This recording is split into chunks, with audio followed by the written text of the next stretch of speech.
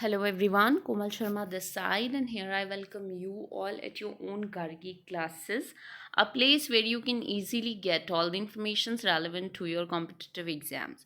So today's vocabulary, जो कि 15th April 2021 के editorial discussion of Indian Express newspaper से extracted है. So let's begin with the first word. So the first word persistence जो word है वो एक नाउन है, पहली बात. दूसरा, इसके सिनोनिम्स क्या क्या हैं? इंड्योरेंस, ग्रिट, स्टैमिना या रेजोल्यूशन. मतलब बेसिकली परसिस्टेंस का मतलब होता है दृढ़ता, जब हम एक चीज़ पे टिके हुए रहते हैं और चीज़ों को इंड्योर करते हैं, ठीक है, और वो चीज़ हमारी स्टैमिना बन जाती है. तो बेसिकली परसिस्टेंस का मतलब होता है दृढ़ता. तो इसके सिनोनिम्स क्या हो गए? Endurance, grit, stamina and resolution. ठीक है.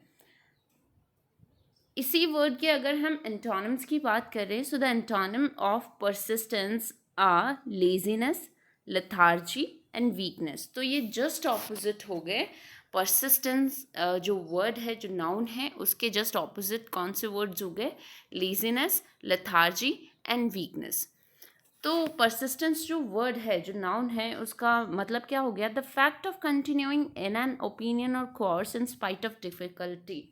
जब हमारे रास्ते में बहुत सारी डिफ़िकल्टीज़ होती है, फिर भी हम एक पर्टिकुलर ओपिनियन या एक पर्टिकुलर कोर्स को कॉन्टीन्यूसली फॉलो करते हैं, ठीक है, तो उसी को बोला जाता है परसिस्टेंस. मतलब कंटिन्यूटी, कंटिन्यू बनाए रखना, रिजोल्यूट करके उसी पाथ पे चलते रहना. ठीक है. So this one is the word persistence. मैं आपको बता दूं, जो मैं फॉर्मेट जो मैंने चूज़ किया है इन वोकैबुलरीज को डिफाइन करने का, कि synonym, antonyms and meaning, and I also let you know about which part of speech the particular word is related. कौन से पार्ट ऑफ स्पीच से पर्टिकुलर वर्ड है वो रिलेट करता है, मैं वो भी बताऊंगी. तो ये सारी फॉर्मेशन मैंने इसलिए ऑप्ट आउट किया ताकि कोई भी कॉम्पिटिटिव एग्जाम हो related to your English language, उसमें वो हेल्प करें. ठीक है. So this particular word is a noun, persistence is a noun. ठीक है. Another word is susceptible. Susceptible कौन सा पार्ट ऑफ स्पीच है? This is an adjective. Adjective का मतलब क्या होता है? Which defines a noun, which qualifies a noun. ठीक है. तो susceptible वर्ड है, उसके सिनोनिम क्या हो गए? Affective, sensitive, easily moved. मतलब ससेप्टेबल का मतलब हो गया जब बहुत ज़्यादा संवेदनशील कोई भी चीज़ होती है. ठीक है. अफेक्टेड, सेंसिटिव, ईजीली मूव, जिस चीज़ को ईजीली इधर उधर किया जा सके. ठीक है. एंटोनिम क्या हो गए ससेप्टेबल वर्ड के? Insensitive and resisting. ये इसके एंटोनिम्स हो गए. मतलब क्या हो गया इसका? ईजीली इन्फ्लुएंस्ड और हार्म्ड बाय समथिंग. किसी भी चीज़ से ईजीली हार्म हो जाना या इन्फ्लुएंस हो जाना. मतलब जब चीज़ें बहुत ज़्यादा सेंसिटिव होती हैं, तब हम ससेप्टेबल जो वर्ड है उसका यूज़ करते हैं. And this one is an adjective. Adjective है द वर्ड ससेप्टेबल. ठीक है. Another word is invitable. Invitable is also an adjective. ये भी एक adjective है. तो इसके synonym क्या हो गया? Invitable का the thing which is not avoidable, unavoidable या inescapable. जिस चीज़ को हम avoid नहीं कर सकते, इग्नोर नहीं कर सकते, अवॉइड नहीं कर सकते, किसी भी ऐसी चीज़ को जब हम छोड़ नहीं सकते हैं, तो वो क्या होती है? इनवाइटेबल. इसके एंटोनिम क्या हो गए?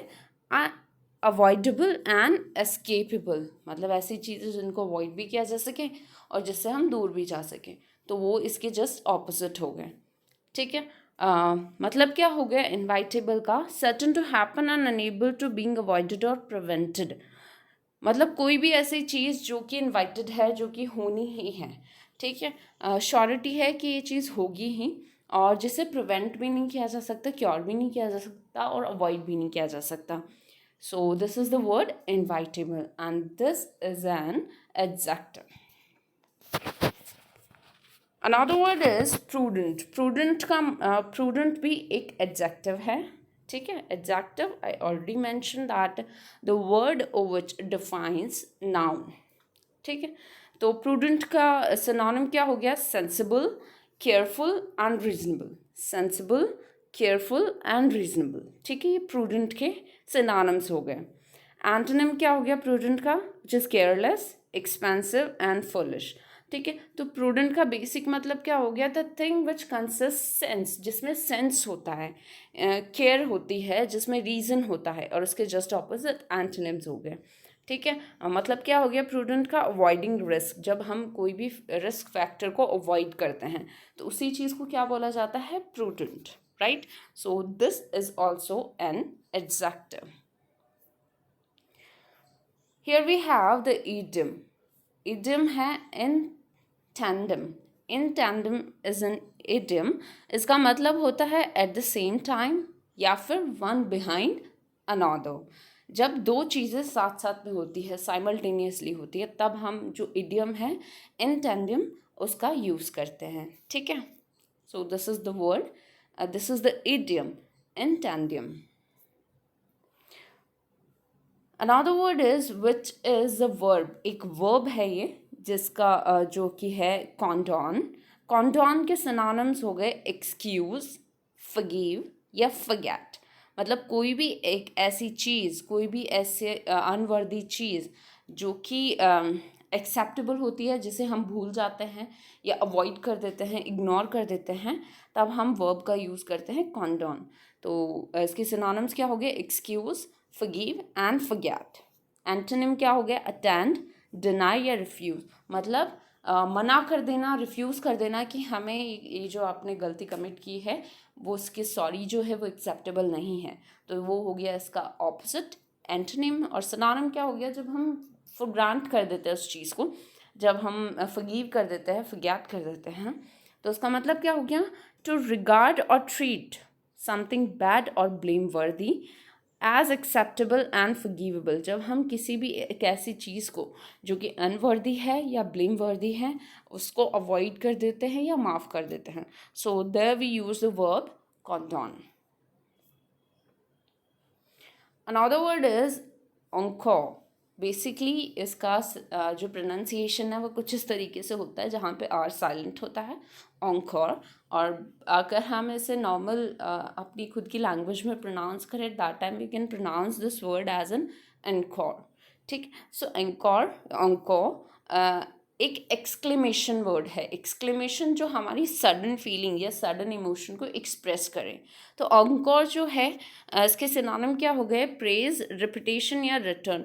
जब हमें कोई चीज़ बहुत ज़्यादा अच्छी लगती है, कोई ऐसी परफॉर्मेंस, डांस परफॉर्मेंस या कोई कंसर्ट चल रहा होता है, या किसी ने कोई डायलॉग मारा, वो हमें बहुत अच्छा लगता है, तब हम क्या बोलते हैं? एक वर्ड, एक सडन फीलिंग हमारे अंदर से आती है, दैट इज़ वंस मोर। तो जो वंस मोर है वो ही है encore। सो इसका एंटोनिम क्या हो गया? To question. मतलब जब आपको कोई चीज़ पसंद नहीं आती and you do not want the next person to repeat the same thing, तो वो उसका एंटोनिम हो गया।